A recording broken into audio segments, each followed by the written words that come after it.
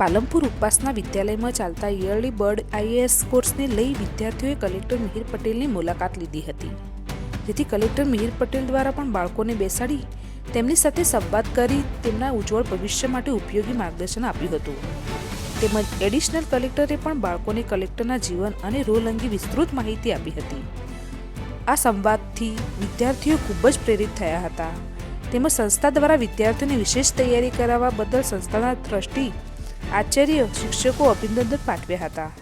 ત્યારબાદ કલેક્ટરના હસ્તે કીટને ઓપન કરવામાં આવી હતી. આ પ્રસંગે શાળાના ડાયરેક્ટર સિદ્ધાર્થભાઈ બ્રહ્મભટ્ટ, આચાર્ય રૂપલબેન, સીમાબેન તેમજ શિક્ષકો હાજર રહ્યા હતા. એમાં તમારે જવું જોઈએ.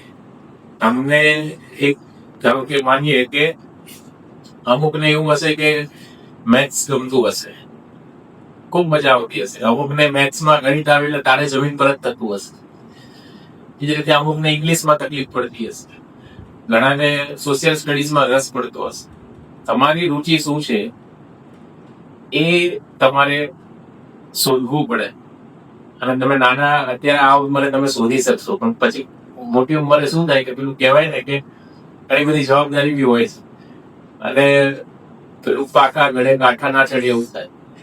અત્યારે તમારી પાસે પુષ્કળ ઓપોર્ચ્યુનિટી પણ છે.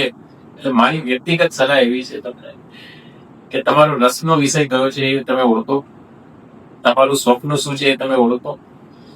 ડોક્ટર, એન્જિનિયર, વકીલ કે સીએ બધું એટલું ફિક્સ નથી હોતું. અત્યારે થાઉઝન્ડ ઓફ ટાઈપના નવા જે કહેવાય ફેકલ્ટીઝ કે ડિસિપ્લિન, નવા સબ્જેક્ટ, નવા વિષય અત્યારે આ વૈશ્વિક જે યુગ છે એમાં ઉભરી રહ્યા છે. અને જે પણ કરો એ રુચિથી કરો. તમારો જો જે રસ છે, તમારી જે વ્યક્તિત્વ છે એ પ્રમાણે જ તમારું પ્રોફેશન હોય તો તમને કામ કરવાની ખૂબ મજા આવશે. એટલે અત્યારે તો મને એવું લાગે છે વ્યક્તિગત રીતે કે યુ આર વેરી અર્લી. એમ અત્યારથી તમે આઈએએસ ને બધું અહીંયા મળવાના એ બી ઘણું સારું કહેવાય. મને આશ્ચર્ય પણ થાય છે. પણ મારા તરફથી આ તમને બધાને સંદેશો છે અને ખૂબ ખૂબ શુભેચ્છા પાઠવું છું.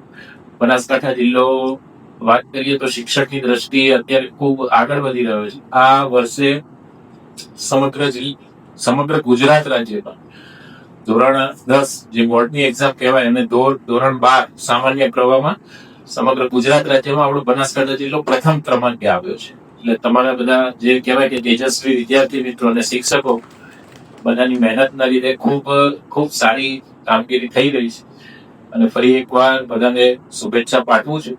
કંઈ પણ આમ તો મારે લાયક જરૂરિયાત તમને તો ઓછી પડતી હશે, પણ ક્યારેક કોઈ પણ જરૂરિયાત હોય તો તમે મારો ગમે ત્યારે સંપર્ક કરી શકો છો. ફરી એકવાર સમગ્ર શાળાના ટ્રસ્ટીઓ, શિક્ષકો, આચાર્યશ્રી અને તમામ બાળકોને ખૂબ શુભેચ્છા પાઠવું છું. ધન્યવાદ.